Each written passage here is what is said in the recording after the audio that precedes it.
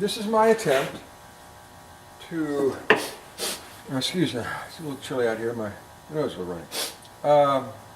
This is a 1944 power unit, PU-6/TPS-1. The TPS-1 designates the radar system that this was built to help power.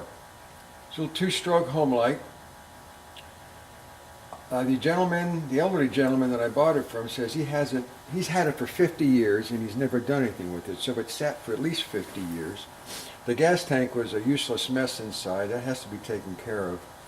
It's a strange little carburetor with dip tubes that come down, and it uses pressurized air to push air down the tube up to another tube to push gas into the carburetor. So that was all. I had to clean all that up.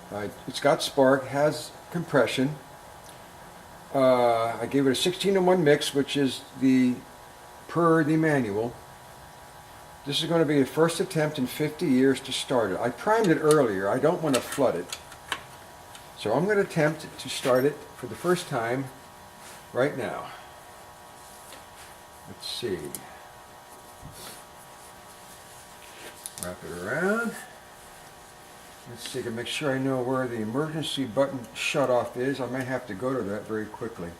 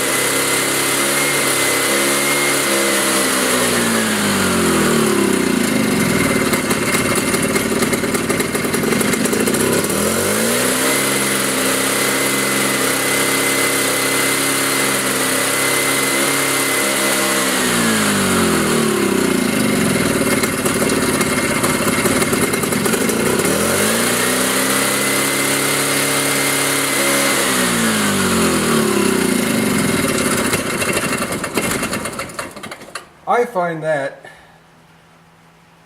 pretty amazing. I'm totally surprised by that. I was not expecting that to start. Not after the first pull, not after at least 5 decades of sitting. That's quite a shock. Okay. I'm not sure why it died now. But that's amazing. Let me try to start up again. A couple primes. It could be my funky gas setup here. I may have run out of fuel, to tell you the truth. In fact, that's what I think happened. Yeah, there's just a tiny amount of fuel in a test vial here.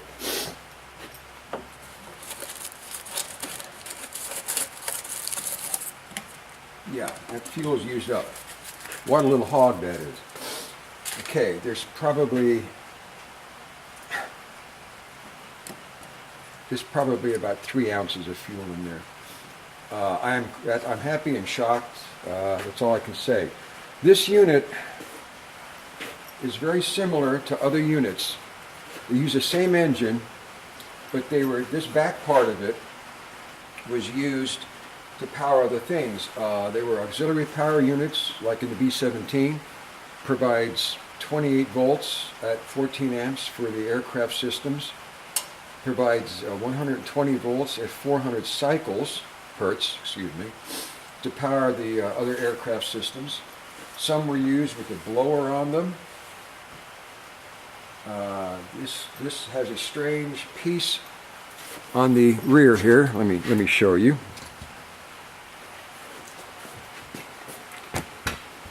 This strange little piece there. Didn't know what it was.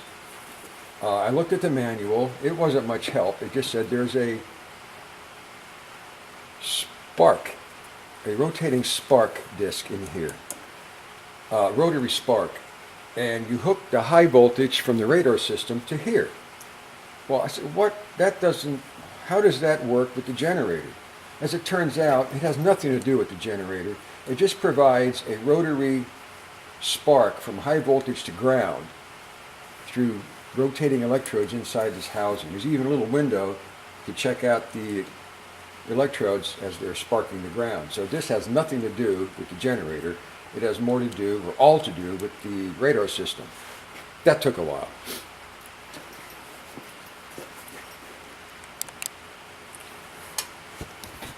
The only modification that I can see done to this, other than losing the brush cover, somebody, I guess, was attempting to modify the terminals for your voltage outputs. There's just wires hanging out, so I'm going to have to sort that out. I don't even know if it generates. I'm just happy that the engine ran. I'm quite happy about that. This here is your control panel. Got your circuit breakers for your high and low voltage, and you could turn the low voltage on and off with this. All in all, the unit, if it's been used, I don't think it's been used much. So, and hopefully, judging by the way it fired up, it hasn't. So, thank you for watching, and hopefully you find this interesting.